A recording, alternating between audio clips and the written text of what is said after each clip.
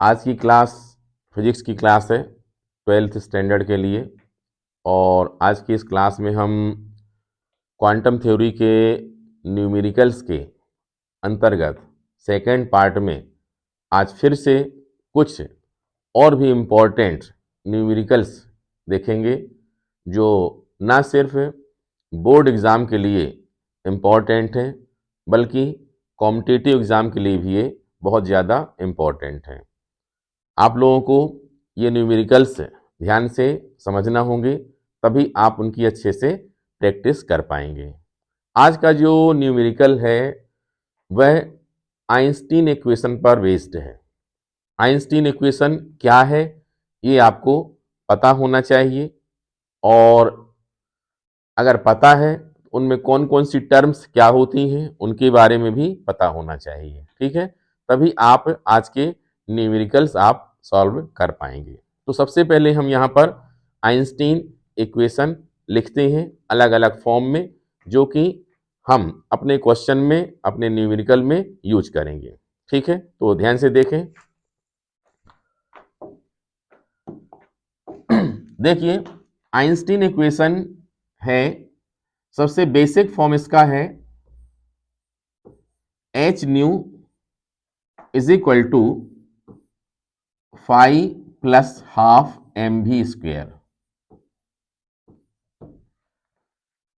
इसको आप कैसे याद रख सकते हैं कि आइंस्टीन ने क्या बतलाया था, किसी भी मेटल सरफेस में जब फोटॉन इंसिडेंट होता है, आके टकराता है, स्ट्राइक करता है, आपतित होता है, तो उसकी एनर्जी कितनी होगी, फोटॉन की एच न्यू होगी।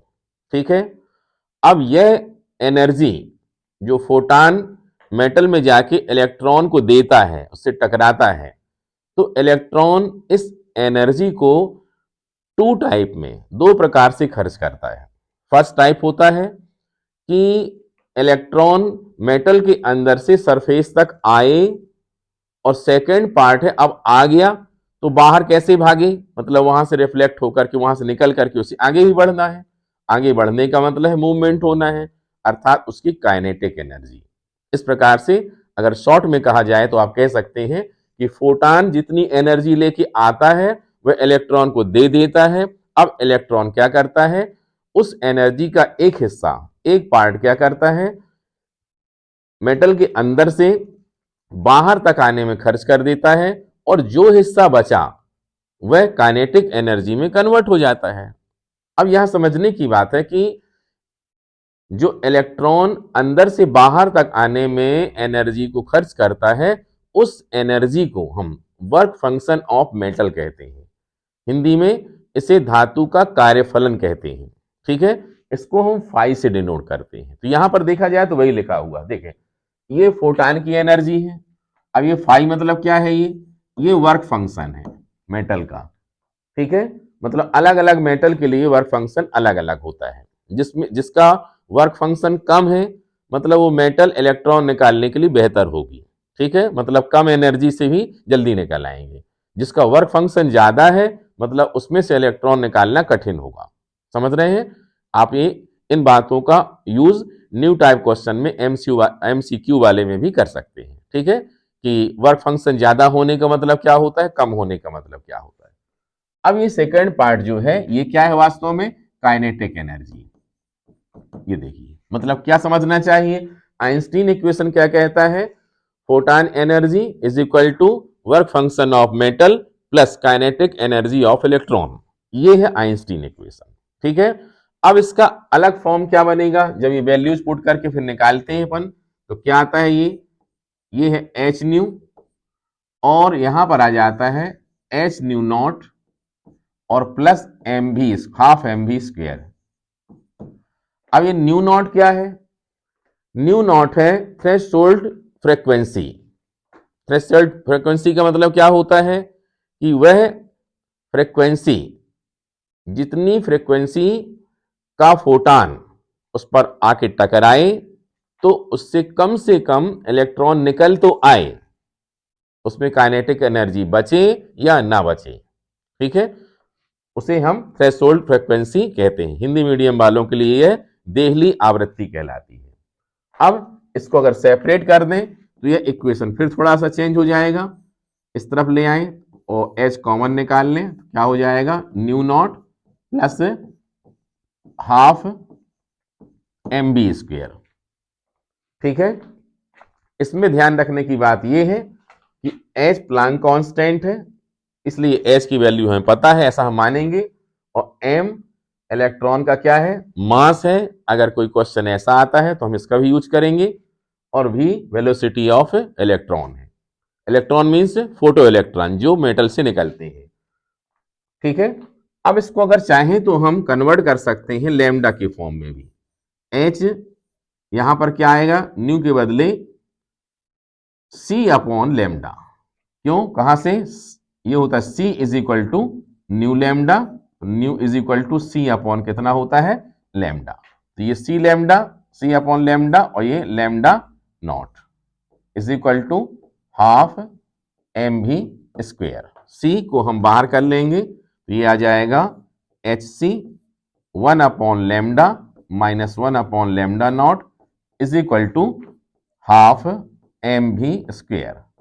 ठीक है, तो देखा जाए तो यहां पर ये हो जाएगा, एक फॉर्म ये समझ लें आप, सेकंड ये समझ लें, और थर्ड ये वाला समझ लें। ठीक है, 3 फॉर्म आप मान सकते हैं।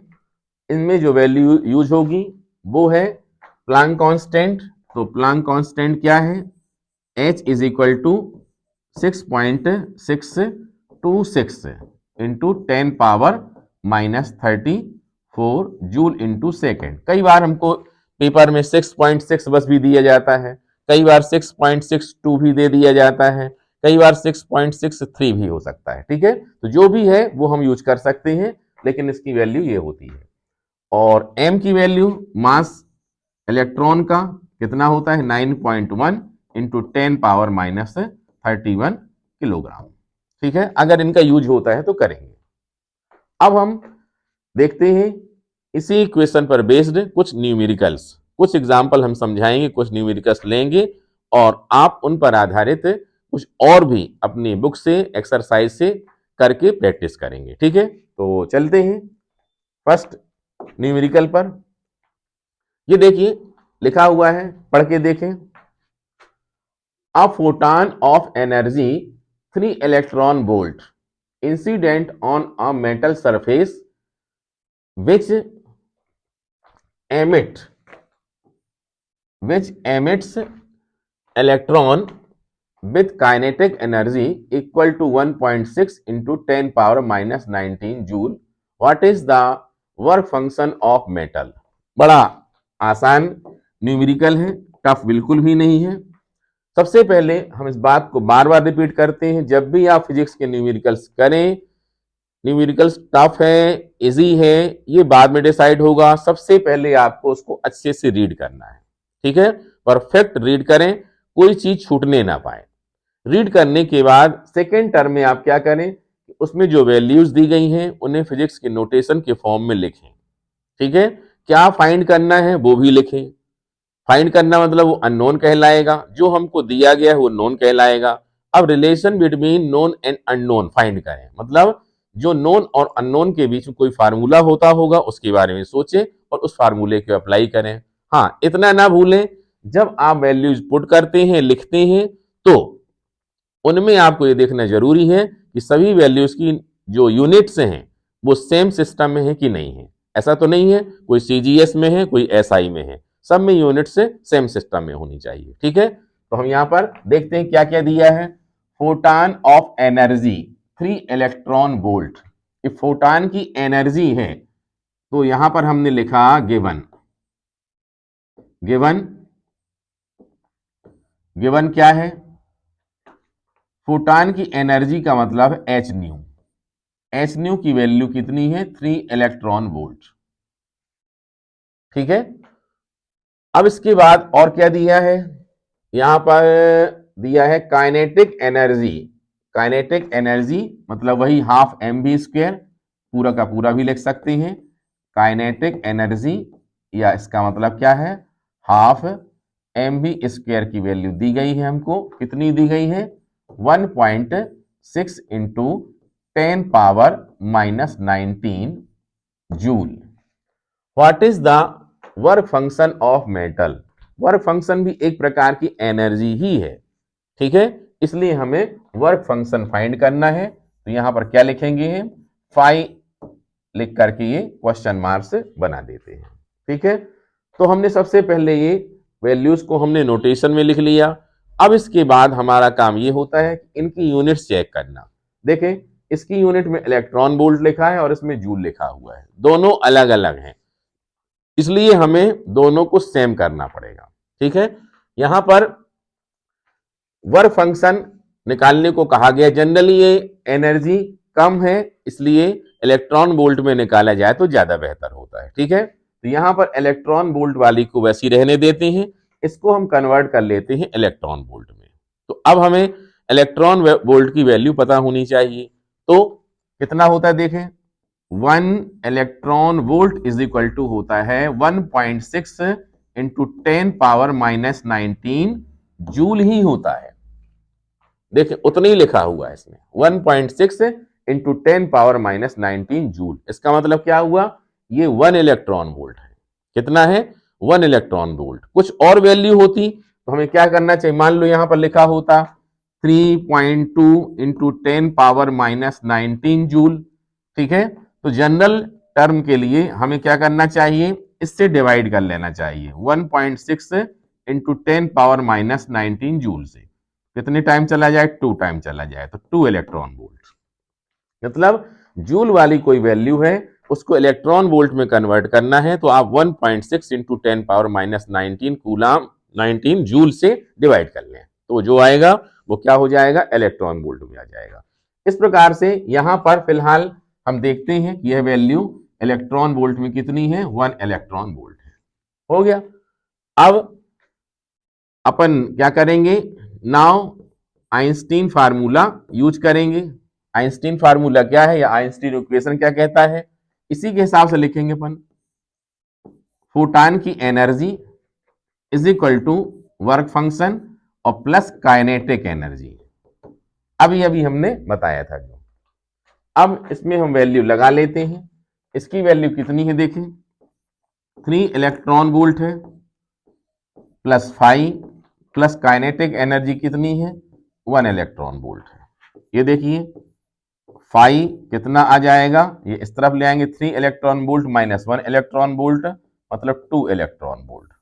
ये देखें कितना आसान क्वेश्चन है, बड़ी आसानी से सॉल्व हो गया। हाँ, अगर आपने यहां पर इस बात को ध्यान में इसको इग्नोर कर दिया होता, ध्यान नहीं दिया होता, तो निश्चित रूप में आप इसमें फंस जाते। मतलब पूरे क्वेश्चन में बहुत बड़ी बातें नहीं होती हैं, कोई छोटी सी बात फंसी होती है, उस बात को समझ लेना जरूरी होता है। तो यहां पर यूनिट्स में ध्यान आपका नहीं जाता तो यह क्वेश्चन गलत होता, लेकिन यूनिट्स में ध्यान चला जाने से हमने इसको इलेक्ट्रॉन वोल्ट में ही कर लिया, ठीक है। इसको भी अगर अपन किसमें? जूल में कन्वर्ट कर लेते तब भी ये 4.8 इंटू 10⁻⁻19 जूल आ जाता। फिर इसके बाद वैल्यू लगाते तो उसके हिसाब से ये 3.2 इंटू 10⁻⁻19 जूल आ जाता। कोई दिक्कत नहीं, जूल में भी निकाला जा सकता है या इलेक्ट्रॉन वोल्ट में। इलेक्ट्रॉन वोल्ट में लिखना थोड़ा आसान होता है, ठीक है। चलिए एक न्यूमेरिकल और लेते हैं। ये देखें दूसरा न्यूमेरिकल है। यहां पर light of wavelength 2210 angstrom falls on a metal surface of work function 4.2 electron volt. What is the kinetic energy in electron volt of the fastest electrons emitted from the surface? मतलब क्या हुआ कि एक light है जिसकी wave length कितनी है? 2210, ठीक है, 2210 एंगस्ट्रॉम है। ये मतलब लैम्डा की वैल्यू हो गई, ठीक है। मतलब जो इंसिडेंट लाइट है उसकी वैल्यू या तो फ्रीक्वेंसी में दी जाएगी या वेवलेंथ में दी जाएगी। फ्रीक्वेंसी मींस न्यू होगा और वेवलेंथ मींस लैम्डा होगा। तो यहां पर लैम्डा की वैल्यू दी है। Falls on a metal surface, ठीक है, मेटल के सरफेस में फॉल होता है। ऑफ वर्क फंक्शन, उसका वर्क फंक्शन भी दिया गया है। मेटल का वर्क फंक्शन कितना दिया गया? 4.2 इलेक्ट्रॉन वोल्ट दिया गया है। What is the kinetic energy, मतलब काइनेटिक एनर्जी बतानी है, वो भी इलेक्ट्रॉन वोल्ट में बताना है। Of the fastest electron emitted from the surface, मतलब सरफेस से जो फास्टेस्ट इलेक्ट्रॉन जो निकलना है इलेक्ट्रॉन, उसकी क्या बतानी है अपन को? काइनेटिक एनर्जी बतानी है। मतलब ये भी क्वेश्चन बहुत आसान है देखा जाए तो। हम यहां लिखते हैं, पहले सबसे पहले क्या लिखेंगे? गिवन। गिवन में क्या है देखें, गिवन में है lambda is equal to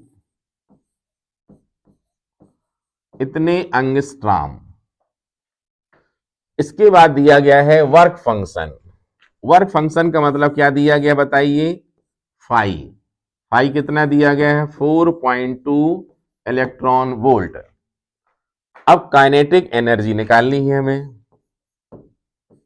kinetic energy निकालनी है। ये लो, तो अगर देखा जाए तो हमारे पास फार्मूला कौन सा है?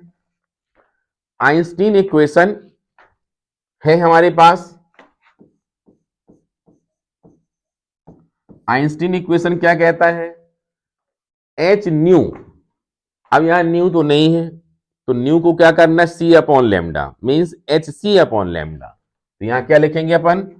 Formula H C upon lambda is equal to phi plus kinetic energy. ये देखिए यहां पर देखें, लेमडा की वैल्यू है हमारे पास। चलिए लगाते हैं 6 पॉइंट, अगर इससे टैली करें तो ठीक है, देखते हैं 6.63 इंटू 10 पावर माइनस 34। ये लगाया। सी की वैल्यू कितनी है? 3 इंटू 10 पावर 8 मीटर पर सेकेंड होल अपॉन लेमडा कितना है? अब यहां देखें, बात पकड़ सकते हैं। लेमडा है ये एंगस्ट्रॉम में, इसको हमें बदलना पड़ेगा। किसमें चेंज करना पड़ेगा? मीटर में चेंज करना पड़ेगा, क्योंकि ये एंगस्ट्रॉम में हम लगाएंगे तो फिर परफेक्ट नहीं होगा। तो इसको चेंज कर लेते हैं।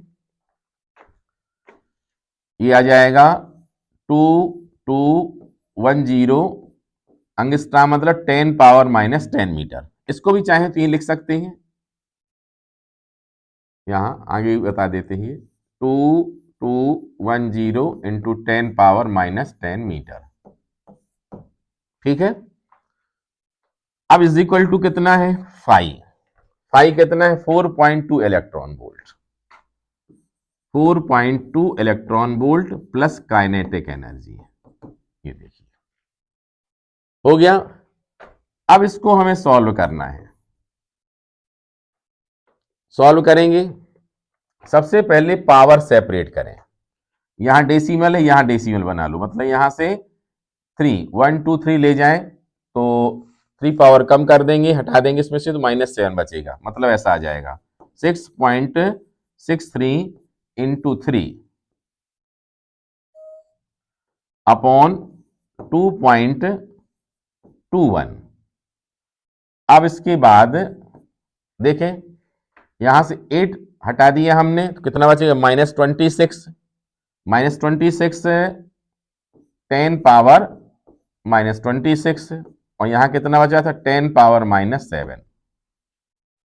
अब इसके बाद और क्या है देखिए, इसको कट करेंगे अपन। कितने टाइम्स कटेगा ये? 3 टाइम्स। और इज इक्वल टू कितना है ये है 4.2 प्लस काइनेटिक एनर्जी।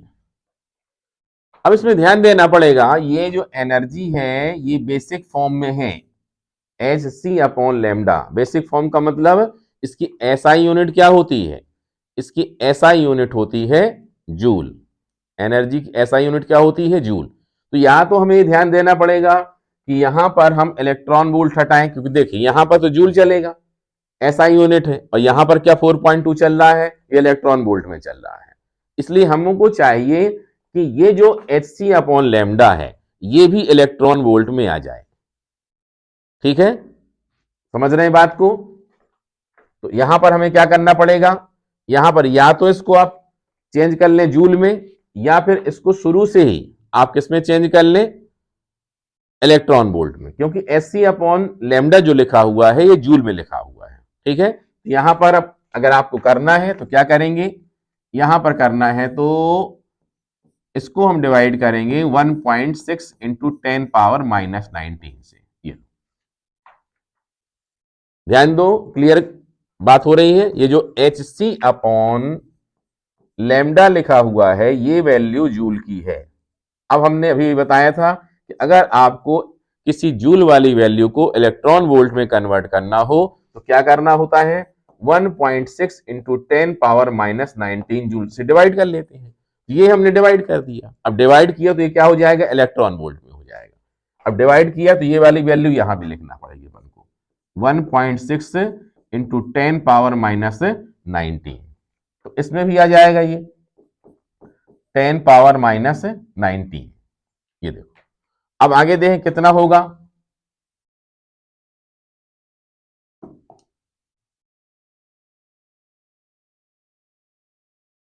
ये देखिए, इंप्लाइज दैट 3 3 जा कितना है बोले 9। अब ये पावर्स को कैलकुलेट कर लें, ऊपर कितना है -26, यहां सॉल्व करें कितना हो जाएगा, -7 -19 -26 कैंसिल हो गया ये। ठीक है, और अपॉन का रह गया है क्या, 1.6 रह गया था यहां, इंटू 1.6।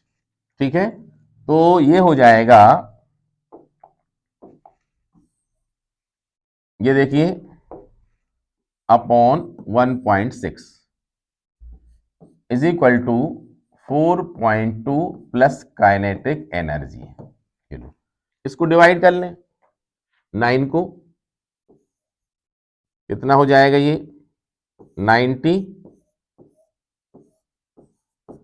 5 16 5 जा 80, 100 आया, 6 टाइम्स जाएगा 96, 4 आया, 2 जा 5 जा, मतलब कितना आ जाएगा ये आएगा 5.625, ये इलेक्ट्रॉन वोल्ट ही होगा, ध्यान देंगे, और ये 4.2 electron volt plus kinetic energy.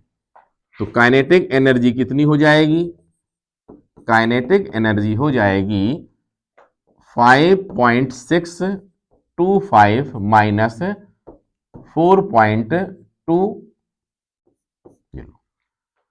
Solve कर लें, इसमें 5.6 इत्मीनान से कैलकुलेशन किया करो, कोई मिस्टेक ना हो जल्दबाजी में। ये 5, ये 2, ये 4 और ये कितना आया देखें 1, मतलब कितना आ गया ये 1.4225 इलेक्ट्रॉन वोल्ट, ये काइनेटिक एनर्जी है। ठीक है, इस प्रकार से ये क्वेश्चन आसान है, थोड़ा कैलकुलेशन हुआ इसमें, बाकी डिस्क्रिप्टिव टाइप है तो इतना करने की जरूरत है, अदरवाइज ये सब कैलकुलेशन आप रफ में वहीं पर जल्दी कर सकते हैं और विद इन 30 सेकेंड या 40 सेकेंड यह न्यूमेरिकल सॉल्व कर सकते हैं। ठीक है, तो ऐसे ही आइंस्टीन इक्वेशन पर बेस्ड और भी न्यूमेरिकल्स हैं, इनके बेस इन्हीं के जैसे इनकी प्रैक्टिस आप लोग करें और जिससे आप एग्जाम में न्यूमेरिकल्स अच्छे से कर सकें। आज के लिए इतना ही, अगली क्लास में और भी बेहतर न्यूमेरिकल लेकर के आएंगे, फिजिक्स के और भी टॉपिक लेकर के आएंगे जो आप लोगों के लिए यूजफुल होंगे।